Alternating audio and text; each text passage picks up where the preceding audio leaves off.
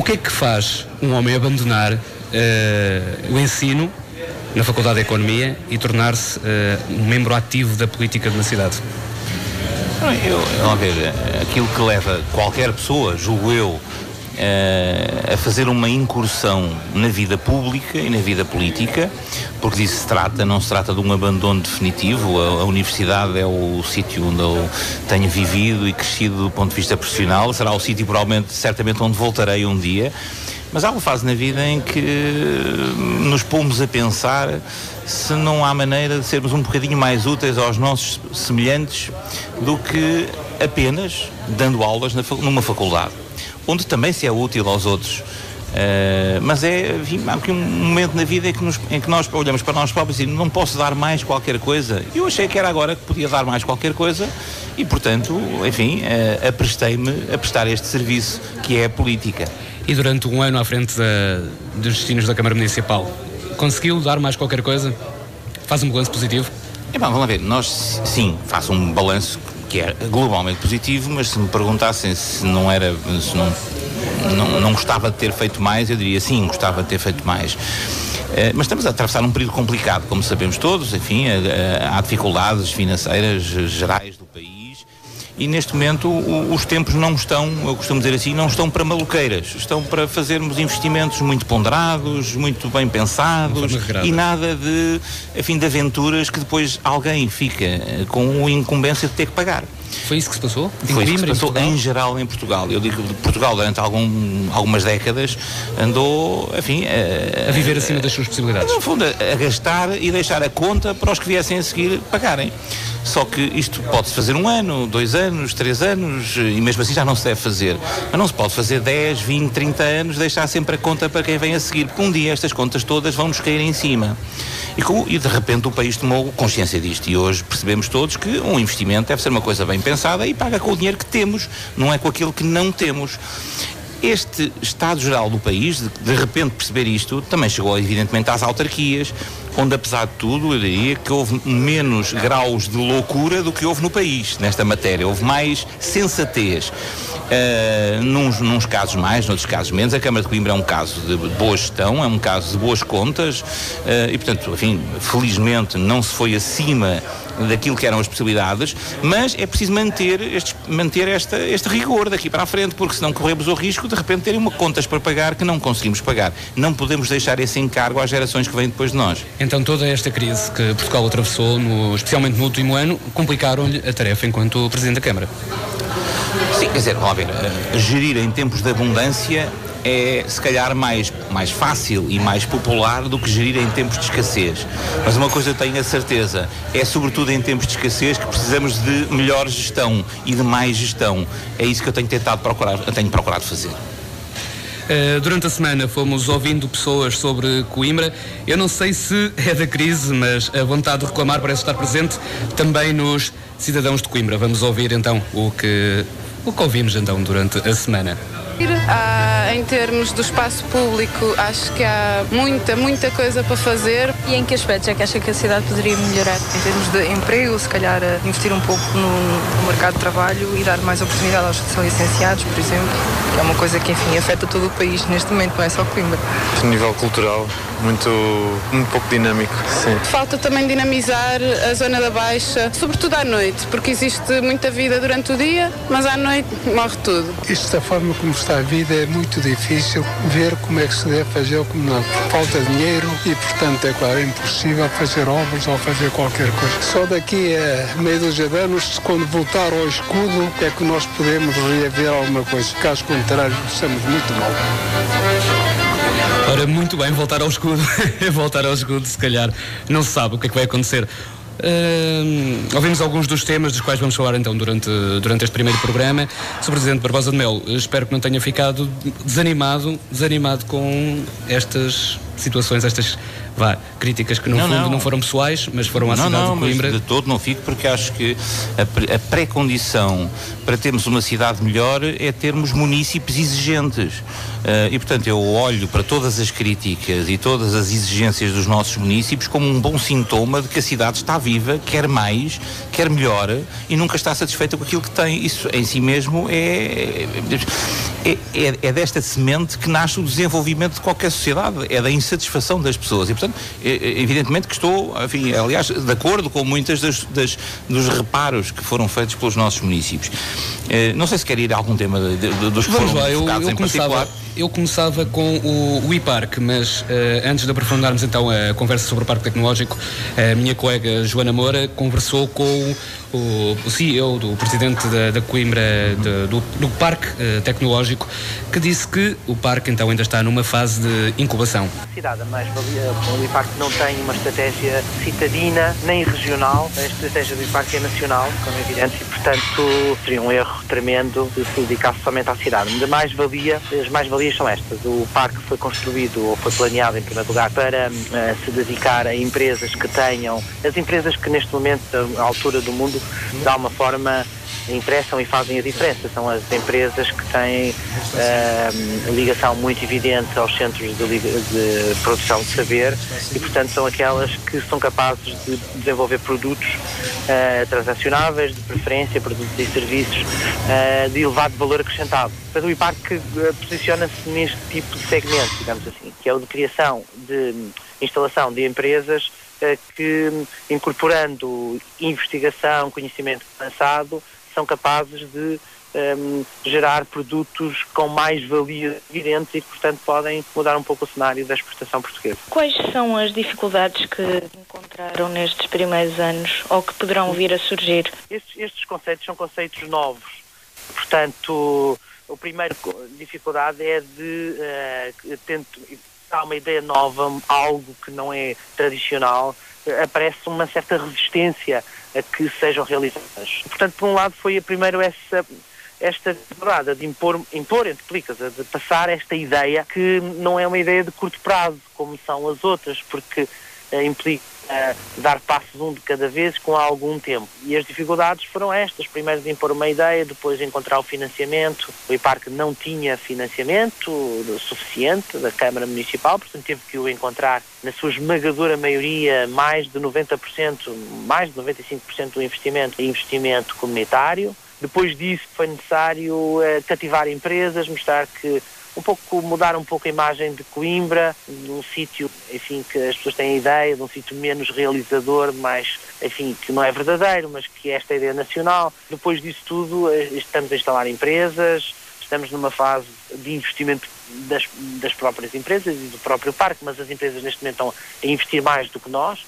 Só para lhe dar uma ideia, o parque neste momento construiu as suas infraestruturas que custaram números redondos de 7 milhões de euros e agora está a construir o Business Center e uma aceleradora de empresas, ou seja, uma incubadora de segunda fase. Portanto, temos qualquer coisa na ordem dos 8 milhões de euros em obra, nós e parque, portanto, investimento público, mas as empresas é muito superior a 50 milhões de euros. Interessa-nos que esta realização, mostre ao investimento direto estrangeiro que Coimbra e Portugal são sítios bons para investir, neste sentido em que as pessoas fazem as coisas, realizam-nos a tempo, fazem-nos sem buracos financeiros, têm recursos humanos disponíveis e de qualidade. Então tem boas perspectivas para o futuro? Sim, isso não são garantias, eu com isso não espero que não entenda que sejam garantias de que vai tudo correr bem, isso não existe. O que há, com certeza, é um conjunto de pessoas que estão a trabalhar bem, quer na empresa, quer na Câmara Municipal, quer na Universidade de Coimbra, todos os nossos stakeholders, ou seja, acionistas, todas as empresas que estão a trabalhar connosco, estão a trabalhar bem. Enfim, estamos a dar o nosso melhor, as coisas têm corrido bem, mas não há garantia de que continuem a correr muito bem. Quer dizer, as minhas perspectivas são efetivamente de que vamos ter sucesso e vamos atingir grande parte dos nossos objetivos e estes operacionais de resultados. E, portanto, é nisso que estamos apostados e, sim, boas perspectivas, mas sem garantias. O futuro constrói-se assim. Ora, o iPark vai ter sucesso? Ora, eu, enfim, estava a ouvir atentamente aquilo que disse o Norberto Pires e o Norberto Pires, no fundo, entronca até o que ele estava a dizer num dos reparos de ouvintes que ouvimos anteriormente, que dizia, e com razão, um ouvinte, que era preciso trabalhar mais e melhor em Coimbra para que Coimbra fosse uma terra, ele falou que tivesse mais emprego. Falou do emprego. Eu diria, emprego sim, mas não só emprego. Coimbra tem que ser um espaço, não apenas uma cidade, um espaço envolvente, enfim, isto é toda uma região aqui à nossa volta, que não só ofereça trabalho e emprego, como ofereça oportunidades, negócios, oportunidades de negócio, oportunidades para ter ideias, para empreender, para fazer coisas novas. É muito importante que Coimbra, aos poucos, construa uma economia diferente daquela em cima da qual adormeceu durante demasiadas décadas. Adormeceu quando? Eu diria, foi adormecendo ao longo dos séculos, à volta desta ideia de que uma cidade se centrava apenas na universidade? Se centrava na universidade, se centrava em serviços públicos e que basicamente é uma cidade que depende do Estado. Repare-se que nesta altura da crise do Estado, em que o Estado está em bancarrota praticamente, o Estado está em situações financeira e, enfim, muito complicada, tudo aquilo que depende do Estado corre riscos adicionais, ou que depende muito do Estado. Ora, uma cidade que depende demasiado do Estado fica demasiado à mercê dos ventos da economia. E é isto que Coimbra tem estado já a construir nos últimos anos. O IPARC é um excelente exemplo disso, o IPARC, e não só, o Norberto Pires falava também do Instituto Pedro Nunes. O Instituto Pedro Nunes é uma incubadora de empresas. É uma incubadora que é referência mundial da incubação tecnológica. Ganhou um prémio de melhor incubadora do mundo. Quer dizer, é um sítio onde vêm pessoas do mundo inteiro aprender como fazer bem uma incubadora. A incubadora do Instituto Pedro Nunes está sempre cheia e tem uma lista de espera igual ao número de empresas que lá está. Está neste momento a expandir as suas instalações. Ora bem, esta Coimbra nova, uma Coimbra que gera trabalho, que gera oportunidades, que gera empregos, é fundamental. Então, sem construirmos essa Coimbra, nós não vamos conseguir, enfim, não vamos conseguir sobreviver como projeto de cidade. Estamos a dizer que, no fundo, Coimbra tem características ótimas para evoluir, pelo menos tecnologicamente e na ciência. Não só tem, como já tem neste momento história. Podemos estar aqui a dizer, olha, ainda não fizemos nada, mas isto vai correr bem porque somos bons nisto e bons naquilo. Não, é que já há uma história de 15, 20 anos, e repito, a incubadora, o IPARC e outras iniciativas. Há um conjunto de empresas neste momento em Coimbra, muitas delas até formadas por gente que estudou em Coimbra, que trabalhou, que começou a sua vida profissional em Coimbra, que entretanto se lançou em aventuras empresariais, e esta nova Coimbra feita de empresas, de empreendedores, de trabalho, de não dependência do setor público, esta nova Coimbra já está aí a nascer. O que nós temos que fazer neste momento já não é criá-la, felizmente. Se estivéssemos há 15 ou 20 anos atrás, dizer como é que a gente vai sair deste círculo vicioso público em que estamos. Já o começámos a fazê-lo. Temos é que trabalhar agora mais e melhor para que os resultados, enfim, apareçam ainda mais depressa. É este o trabalho que está a ser feito e que é muito importante, é absolutamente crucial para o futuro de Coimbra que ele corra bem. O Dr. Norberto Pires não especificou quantas empresas já existem no Parque Tecnológico? O Parque tem uma primeira fase que está, do ponto de vista de infraestruturas, completa há 3 anos. Vai ter uma segunda fase que está neste momento, enfim, vai começar a obra em breve, e neste momento estão já a construir no IPARC. Uma das empresas já começou a funcionar, a outra vai começar, suponho que ainda este mês de fevereiro. Estão 5 empresas das 17 que poderiam estar na primeira fase. Isto é, das 12 que ainda estão disponíveis, há algumas que já estão a construir, outras que estão, enfim, em processo de licenciamento. Estas coisas vão devagarinho, com muito esforço. Aliás, ele disse-o bem, é um trabalho coletivo que temos de fazer bem. E, sobretudo, não podemos ceder à tentação de querer encher o parque a qualquer preço por empresas ou por atividades que não se coadunem com o espírito daquilo que nós queremos daquela. E que não é um parque de empresas, para depositar empresas. É uma estrutura onde queremos que as pessoas interajam umas com as outras. Que seja um espaço onde simultaneamente se trabalha e se vive. É um espaço ligado à tecnologia, à saúde, e é absolutamente crucial, muito importante, que nós mantenhamos este espírito no IPARC. E mesmo em tempo de crise, é fantástico perceber que há muitas empresas neste momento não só a investir, como a procurar informações para vir a investir em Coimbra. Mas exatamente esse investimento não é só no IPARC.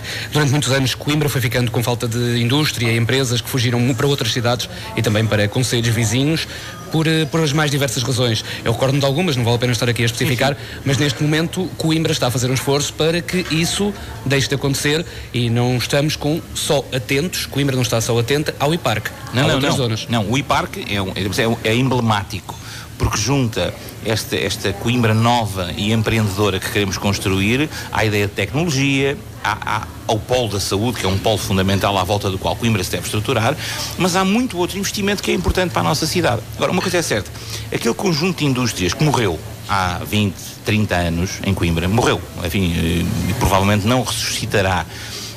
Indústrias ligadas a alguns setores como o têxtil, como a cerâmica, enfim, provavelmente não voltaremos a ver indústria deste tipo na nossa cidade. E, provavelmente, porque às vezes até pode haver voltas e a economia tem dessas voltas de vez em quando, mas não é no curto prazo, não estamos à espera que haja uma reversão para esse tipo de modelo industrial de segunda geração. O que nós temos, sobretudo, que fazer é apostar no modelo industrial seguinte, neste que está ligado ao conhecimento avançado. Eu vou dar um exemplo muito interessante. Há 2 ou 3 dias, foi apresentado em público o primeiro medicamento para radioterapia produzido na Universidade de Coimbra, que permite poupar 5 milhões de euros ao país por ano em importações que deixamos de fazer, e que não só é importante por ser um primeiro medicamento, como porque se percebeu, inclusive na cerimónia, que há uma série de outros medicamentos que estão para sair nos próximos tempos e cada vez mais inovadores. É esta Coimbra que nós temos que nos agarrar, é esta a Coimbra do amanhã. Que ali, enfim, se mostrou um bocadinho. Temos que a continuar a mostrar, até para que se perceba, para que as pessoas de Coimbra tenham mais orgulho na sua cidade. É um velho problema da nossa cidade, que muitas dos coimbricenses, enfim, sofrem de uma espécie de complexo de inferioridade. Acham que isto é muito mau, que há coisas que não estão bem, que a cidade não vai a lado nenhum. Há um certo desânimo. Mas estamos a falar de Coimbra, de coimbricenses de... Coimbricenses de... Há coimbricenses que são um bocado céticos à evolução, é? Não, estou a dizer, não, há um certo discurso de pessimismo sobre a cidade que tem décadas, enfim, é daquelas coisas que vão nascendo com a cidade.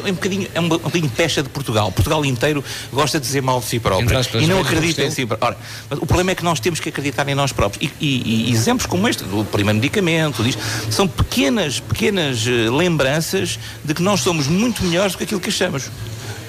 Vamos agora, se calhar, a outro tema. Mudamos do IPARC para a cultura. As pessoas continuam a queixar-se de que Coimbra tem poucos espaços para a cultura. Não existe uma sala de espetáculos ao nível de uma Casa da Música, no Porto, por exemplo. Mas Coimbra está a trabalhar nisso. Vamos ter agora um convento que vai albergar um centro de congressos, e vai ser uma sala bastante grande onde vai ser possível fazer espetáculos. Coimbra tem, de facto, está a trabalhar bem ao nível da cultura? Eu julgo que está a trabalhar muito bem, e não é de agora, já tem muitos anos o trabalho que se vem fazendo em Coimbra. Às vezes enfim, em algumas cidades, que não a nossa, acreditou-se muito que bastava fazer grandes infraestruturas, às vezes até um bocadinho megalómanas, e com isso se resolvia, depois vinha o resto. Fazia-se uma infraestrutura e depois vinha o resto.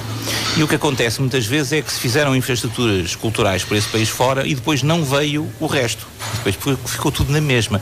E algumas dessas grandes infraestruturas culturais que foram construídas em Portugal nos últimos anos, depois até ou fecham ou ficam praticamente sem atividade, porque às tantas as pessoas percebem que não há sequer dinheiro para manter aquilo. Em Coimbra o que se tem feito é um trabalho muito mais capilar e que tem muitos anos, não é de agora. Não então, é uma evolução sustentada.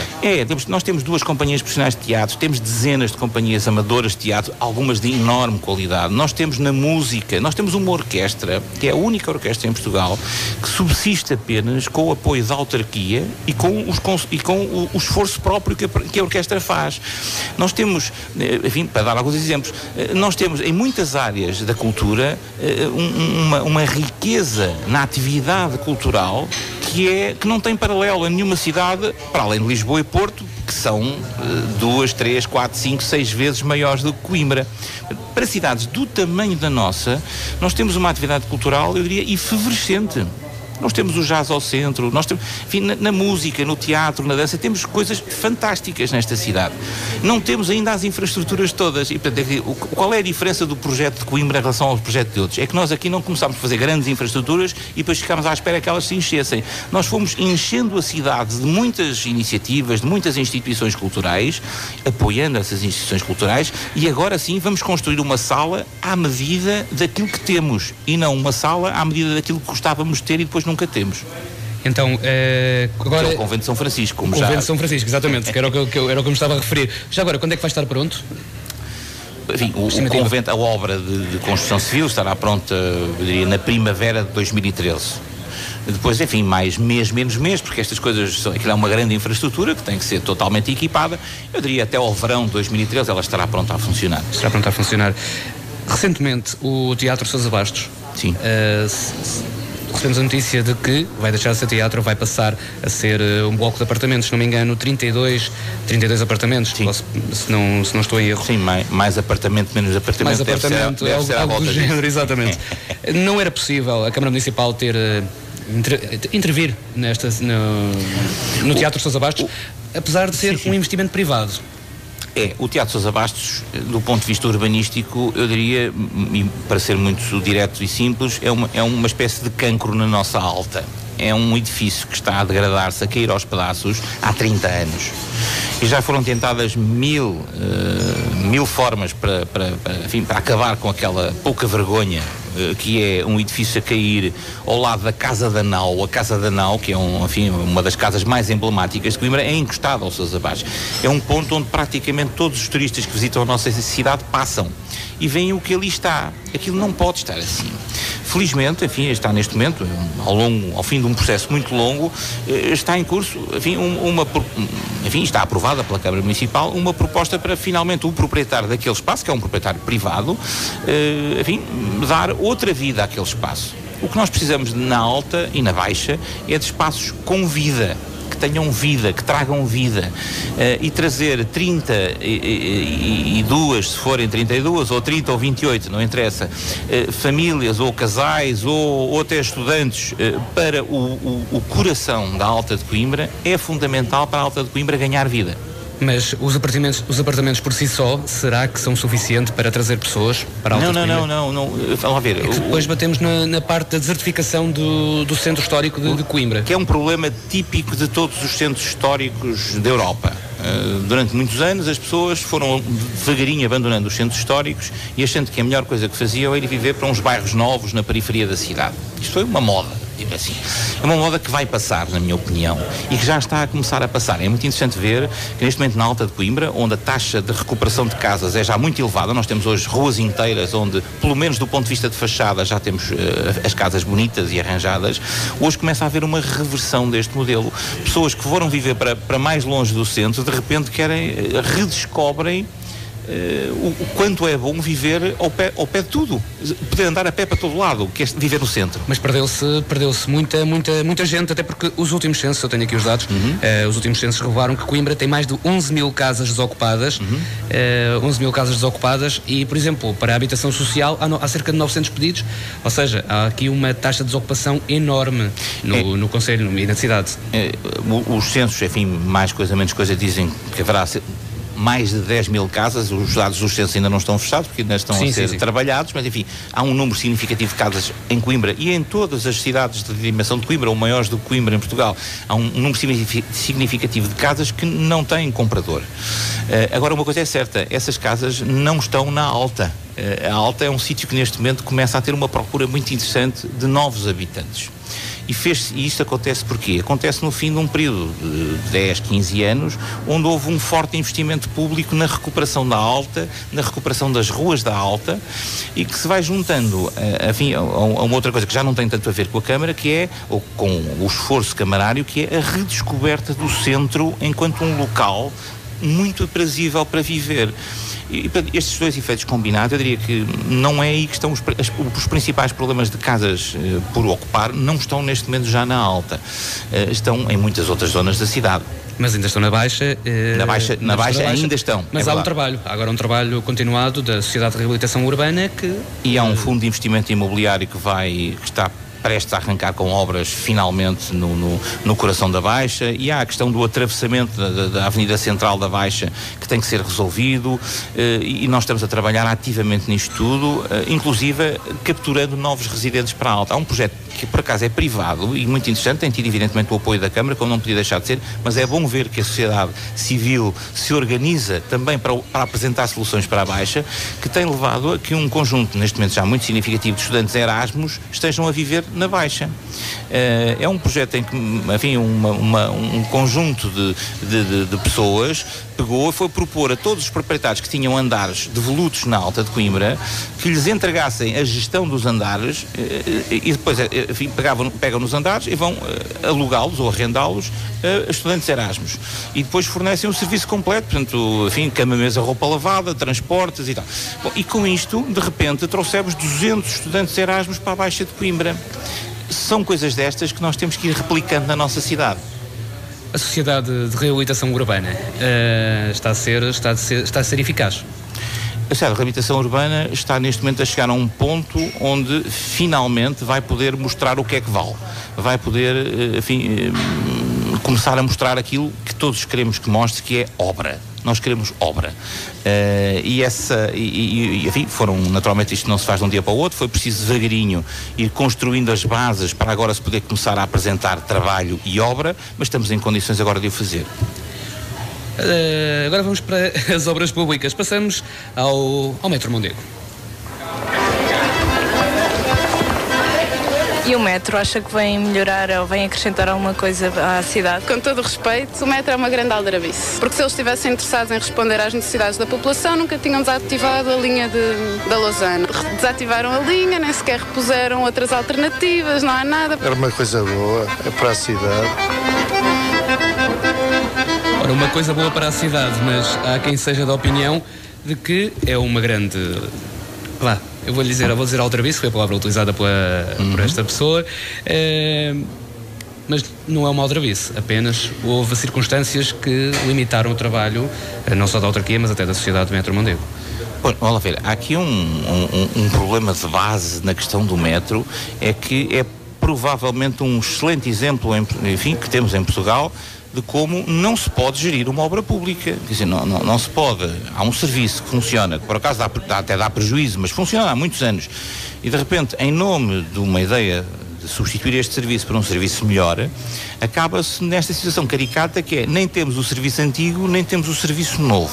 Portanto, enfim, eu diria aqui, é um case study de como não se deve decidir do ponto de vista público sobre obras. A questão do metro enquanto tal, vamos ver.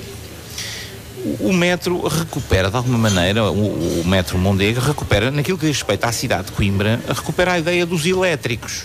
Basicamente, o metro são carruagens de elétricos, circulam no meio dos automóveis, em faixas mais ou menos separadas, e que, de uma maneira muito pouco poluente, e isso é um facto importante, muito positivo, de uma forma, enfim, com grandes ganhos do ponto de vista ambiental, transporta pessoas com grande fiabilidade de horários, que é uma coisa fundamental para termos bom transporte público, é termos fiabilidade de horários. Isso consegue-se com composições, com sistemas de metro. E, portanto, o metro, o projeto do metro, que é um projeto neste momento essencial para Coimbra, porque nos últimos 15 anos, toda a cidade foi pensada, foi planeada, foi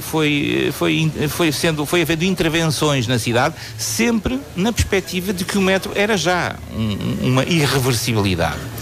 Portanto, qualquer coisa que neste momento pusesse em causa o normal, enfim, a continuação deste projeto, onde, repare-se, que é bom que se diga, onde o contribuinte português já gastou 140 milhões de euros, é que nós todos já gastámos, neste momento ainda não temos nada, mas já gastámos 140 milhões de euros. Só para o metro? Só para o metro. Portanto, aqui, vamos lá ver, eu diria que é quase escandaloso que alguém sequer até ponha a hipótese de dizer, bom, gastámos 140 milhões, mas olha... É pena, perderam-se, não pode ser. Estão gastos 140 milhões de euros, foi destruído um sistema que existia.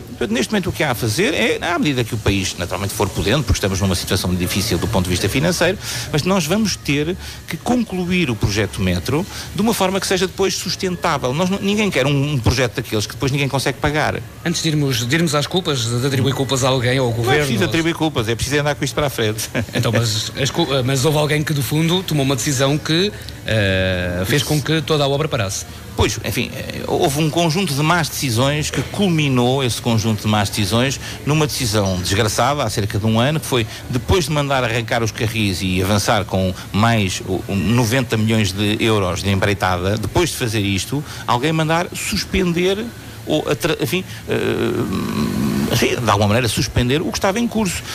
E, portanto, esta última decisão foi uma péssima decisão, mas não foi a única má decisão neste processo. Houve muitas más decisões que deram nesta última, ou penúltima, espero eu, porque ainda há de haver outras decisões melhores para Coimbra no futuro. O ex-presidente da Câmara, Carlos Encarnação, e João Rebelo lançaram um livro em que apontam algumas questões que consideraram mais relevantes para que o projeto esteja como está atualmente parado. Sim. Parado, em fase de estudo neste momento. Eu penso que estará a par de mais ou menos das opiniões de Carlos Encarnação. Aliás, estive no lançamento do livro, com muito gosto. Do livro. Ele diz que um projeto como o metro tem que incluir Coimbra. Não pode ser apenas o ramal da Lousã, o antigo ramal da Lousã, porque senão vai dar um prejuízo muito grande. Não, isso é absolutamente evidente. Vamos lá ver. O ramal da Lousã dava um prejuízo na sua inteireza, portanto, desde a Coimbra B até Serpins, dava um prejuízo que está estimado pela CP, pela REFER, qualquer coisa entre 6 e 8 milhões de euros no conjunto do ramal. Prejuízo anual. Por ano dava esse prejuízo. Gastarmos 140 ou 200 ou 250 ou 300 milhões para apenas refazer algo que dava esse prejuízo e que não se prevê que dê um prejuízo muito menor, porque mesmo que as condições de transporte sejam um bocadinho mais confortáveis, porque serão certamente com o metro, a população residente ao longo da linha não se vai alterar de um dia para o outro. E, portanto, assim, o risco que se corre apenas ao tentar, se eventualmente fosse esta a ideia, repor o que estava antes, era gastar 200 milhões para continuar a gastar 8 milhões por ano para manter um serviço deficitário. Isto não passa pela cabeça de ninguém, sobretudo nos dias de hoje, em que percebemos todos que o dinheiro é uma coisa muito preciosa, que temos que ter muito cuidado na maneira como o gastamos. Não é? Então o Governo vai chegar perfeitamente a essa conclusão, não vai querer ficar só com o ramal da Lousã, vai também incluir a linha do hospital, tudo. Sim, eu tenho a certeza absoluta que o Governo, aliás, tenho conversado com os membros do Governo responsáveis por este dossiê, e que têm noção claríssima que das duas uma, ou construímos um sistema que tem 15% dos passageiros na atual linha da Lousã e 85% dos passageiros dentro de Coimbra, e com isto conseguimos um sistema que é equilibrado, que paga as suas contas, naturalmente dará sempre prejuízo. Não há nenhum sistema de transportes urbanos no mundo que dê lucro. Há um em Singapura, mas há muito poucos, é raríssimo. Isto corresponde sempre a uma daquelas áreas da economia onde os poderes públicos têm o dever de financiar uma parte. Agora, uma coisa é financiar 5%, 10%, 20% da operação, outra coisa é financiar 80%, 90% ou 100%. Imaginar que no futuro o país vai estar em condições de pagar 80% ou 90% da operação do metro é impossível. Não está em cima da mesa. Portanto, nós temos que construir um sistema que seja o mais equilibrado possível para que o déficit de exploração que existirá sempre seja um déficit suportável pela Câmara de Coimbra, suportável pelas outras câmaras que estão ligadas ao sistema e suportável, evidentemente, pelo Estado, no sentido geral, em que eu estou a incluir o Estado, a CP e a REFER, como tudo peças do mesmo todo, que até agora, é bom que se note, estavam a gastar, 6, 7, 8 milhões de euros por ano para manter aquela linha. Portanto, já estavam habituados a gastar dinheiro com a linha. Se agora gastarem um pouco menos, ficamos todos melhor. A Câmara de Coimbra não vai ter problemas com o metro, os serviços municipalizados de transportes urbanos e também as empresas privadas? Como é que vai ser gerido esse dossiê? Eu diria que esse é um dos principais desafios do projeto Metro, é pôr a mobilidade da cidade, as diferentes componentes da mobilidade da cidade a falar umas com as outras. Não passa pela cabeça de ninguém, no caso do projeto Metro estar a funcionar, que houvesse, por exemplo, concorrência entre o serviço de autocarros da cidade e o serviço de elétricos ou de metro que a cidade também teria, em que uns tentassem tirar clientes aos outros. Evidentemente que isto, para ter sentido, tem que funcionar de uma forma muito articulada, em que todos colaboram com todos, isto é, há linhas que ficam para o metro, há linhas que ficam para os transportes rodoviários, há linhas que ficam para os privados ou trajetos que ficam para os privados. Para isto é preciso que a mobilidade, não é só em Coimbra cidade, é na zona metropolitana de Coimbra, seja toda ela pensada e organizada de uma forma coerente, em que depois, também de uma forma coerente, cada um participe nos custos que esta operação terá.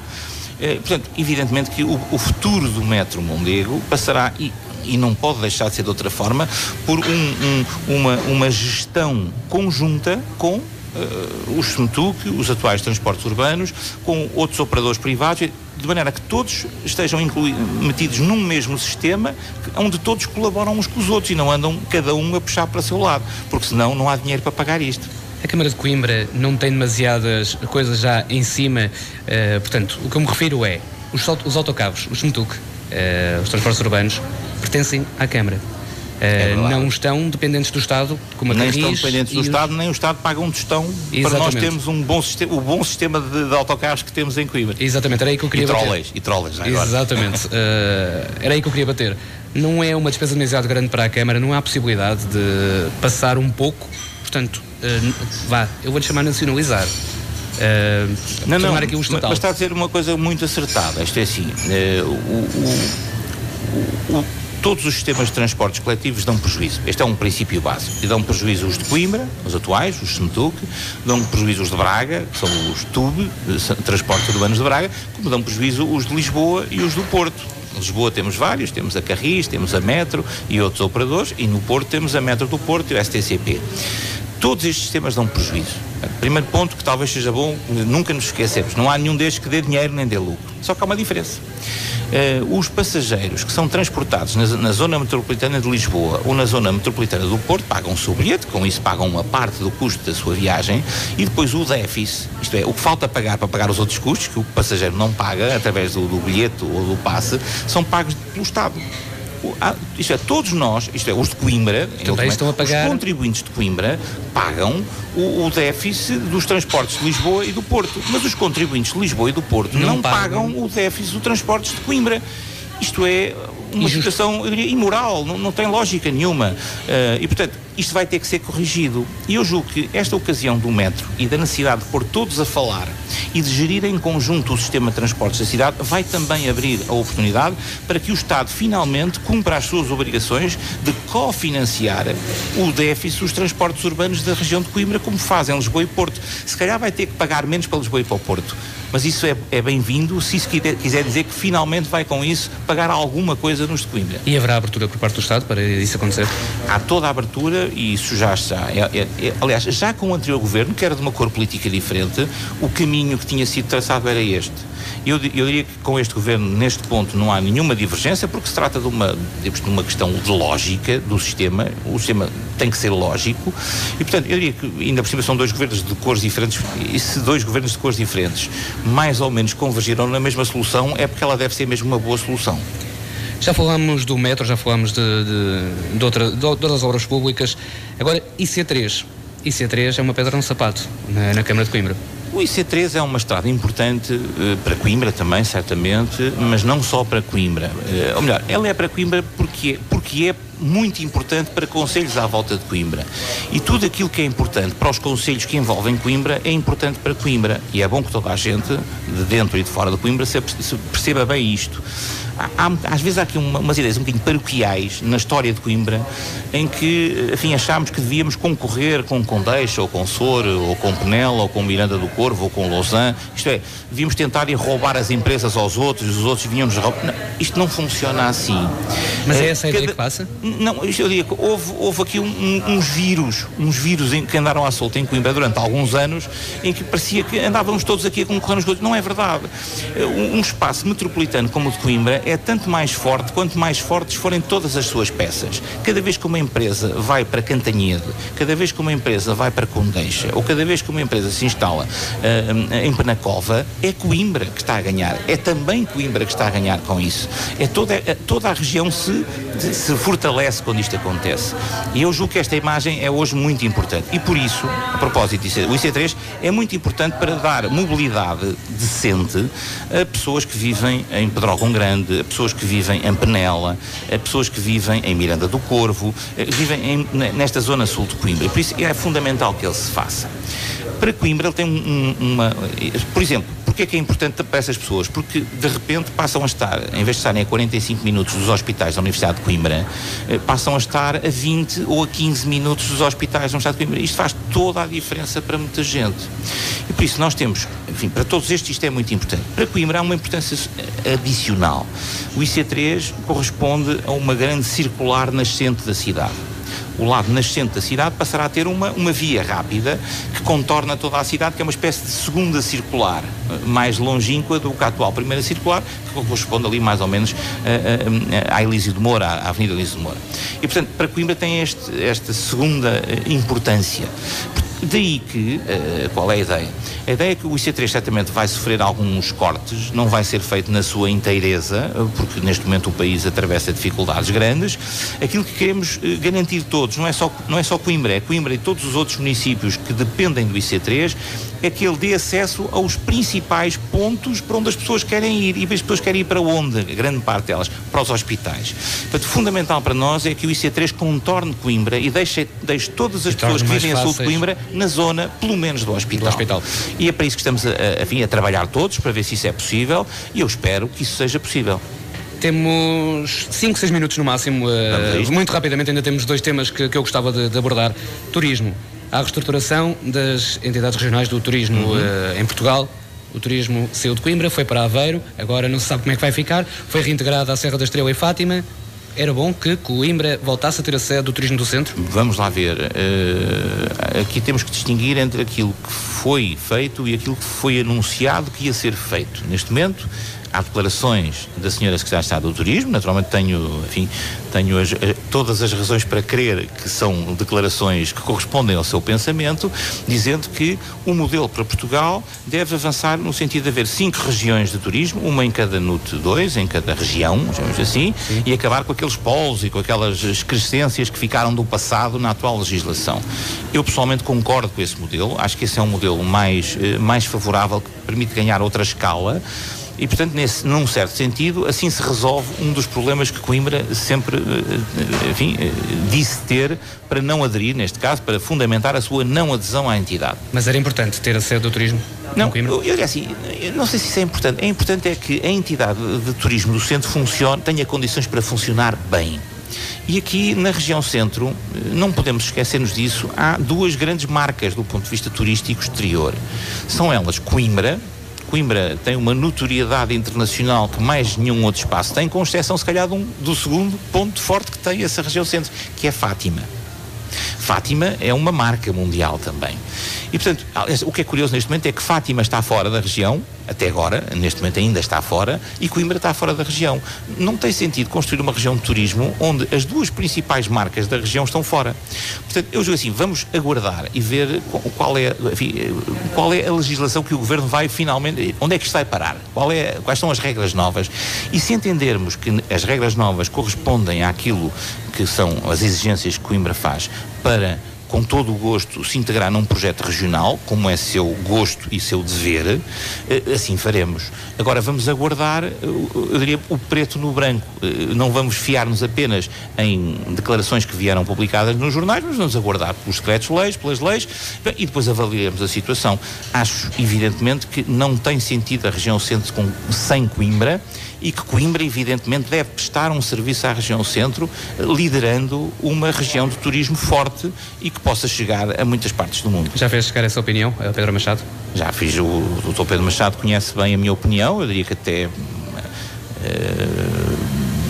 não quero falar por terceiros, mas que coincidem em muitos pontos de vista com os meus. Também já fiz chegar esta opinião à Sra. Secretária de Estado e ao Sr. Ministro da Economia, que conhecem exatamente qual é a posição de Coimbra e, naturalmente, são eles o Governo, são eles que têm de decidir a maneira de levar isto para a frente. Aguardamos com serenidade, sem pressa, porque a pressa é inimiga da qualidade na decisão, muitas vezes. Estamos quase a terminar. Falta-nos falar da Universidade e do Património Mundial. Muito bem. A Universidade já foi apresentada a candidatura.